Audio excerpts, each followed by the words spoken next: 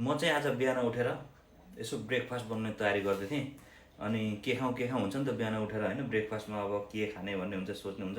मैले चाहिँ कहिलेकाहीँ यो खाने गर्छु। यो पनि तपाईँहरूको लागि one of the best option हुनसक्छ। छिटो मिठो अनि भेरी हेल्दी है यो चाहिँ।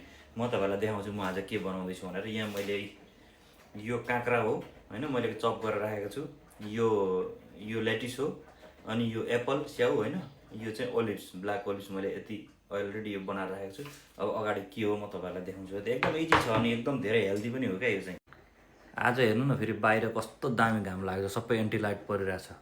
अनि यो घाम मजाले लागेकोलाई चाहिँ मेरो झ्याल पनि पुरै यो धुलो जमेको देखिन्छ, सफा गर्नुपर्ने रहेछ ल। अनि यो चाहिँ गाई चाहिँ कुसकुस हो है, कुसकुस। यो बट्टा चाहिँ अर्कै बोनभिटाको बट्टा हो, तर यो भित्र कुसकुस छ। म कुसकुस हाल्छु अलिकति, धेरै पनि पर्दैन, यति भयो हुन्छ। किनभने यतातिर मैले अलरेडी यहाँ अरू इन्ग्रिडियन्ट्सहरू धेरै छ नि त, त्यही भएर यसलाई यसरी पानी तातो मजाले उम्लेको तातो पानीमा एकचोटि यस्तो गरेर पखालेर छानिदिने हो बस। ल हेर्नुहोस् त, मैले चाहिँ यसलाई तातो पानीमा मजाले धोएर, धेरै राख्नु हुँदैन, धेरै राख्नु फेरि सगी हुन्छ।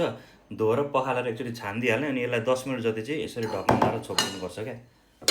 त्यस पछाडि यो मजाले भित्र आफै बाफिन्छ अनि पाक्छ पनि अनि फुल्छ पनि अलिअलि। सो एकजनाको लागि मेरो लागि यति इनफ छ। म तपाईँलाई त्यस पछाडि के गर्दैछु त्यो देखाउँछु है त। यो चाहिँ रेडी भइसकेको छ है।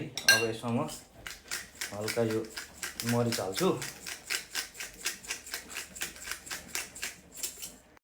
चिली फ्लेक्स, नुन, माथिबाट मैले टपिङ्स हालिसकेको छु, अघि काटेर राखेको होइन सबै थोक। अलिकति यहाँबाट ओलिभ ओइल हाल्ने हो, त्यस पछाडि यसलाई मिक्स गर्ने, द्याट्स इट। ल यो चाहिँ मेरो आजको ब्रेकफास्ट साथीहरू, ब्ल्याक टी अनि यो कुसकुस। तपाईँहरू पनि बनाएर खानु होला, मिठो हुन्छ। मलाई चाहिँ मिठो लाग्छ, कहिलेकाहीँ खान्छु म बनाएर। दामी।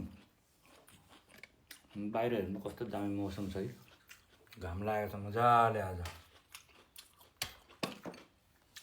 ल भिडियो हेरिदिनु भएकोमा धेरै धेरै धन्यवाद। See you in the next video. Thank you.